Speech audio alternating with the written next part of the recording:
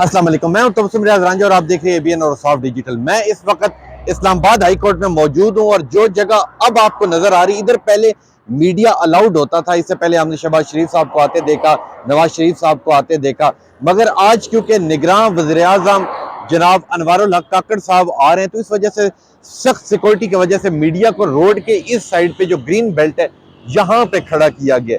और जो बलोच तलबा केस है उसके अंदर इस्लामाबाद हाई कोर्ट ने निगरान वज़ीर आज़म अनवारुल हक काकड़ साहब को तलब किया है और वो कुछ ही देर में इस्लामाबाद हाई कोर्ट पहुंच रहे हैं। अगर सिक्योरिटी की बात की जाए तो यहाँ पे हम इस्लामाबाद की पुलिस देख रहे हैं, एफसी देख रहे हैं, रेंजर्स देख रहे हैं, इस्लामाबाद की ट्रैफिक पुलिस की गाड़ियां हम लोग देख रहे हैं जो करीब गाड़ियों को चेक एंड बैलेंस कर रहे हैं। और अगर सरीना चौक की बात की जाए तो सरीना चौक को इस वक्त बंद कर दिया गया है। वहां के इतराफ से जो गाड़ियां वो इधर मैरियट की साइड से होती हुई इस्लामाबाद हाई कोर्ट पहुंचेंगी। इस इतराफ से सारी सिक्योरिटी की वजह से सिक्योरिटी बहुत ज्यादा इस्लामाबाद के अंदर मौजूद है।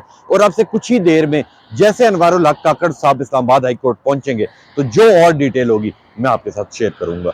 और अभी तक की जो जो डिटेल है हमारे साथ सिर्फ ये है कि इस वक्त फुल सिक्योरिटी मौजूद है, मीडिया सारा पहुंच चुका है। निगरान वज़ीर आज़म जनाब अनवारुल हक काकड़ साहब अब से कुछ ही देर में इस्लामाबाद हाई कोर्ट उनकी आमद है, क्योंकि उन्हें बलोच तलबा केस के अंदर इस्लामाबाद हाई कोर्ट ने तलब किया हुआ है। उसी हवाले से वो कुछ ही देर में यहाँ पे आएंगे और उसके बाद फिर जो जो डिटेल होगी इंशाल्लाह मैं आपके साथ शेयर करता रहूँगा।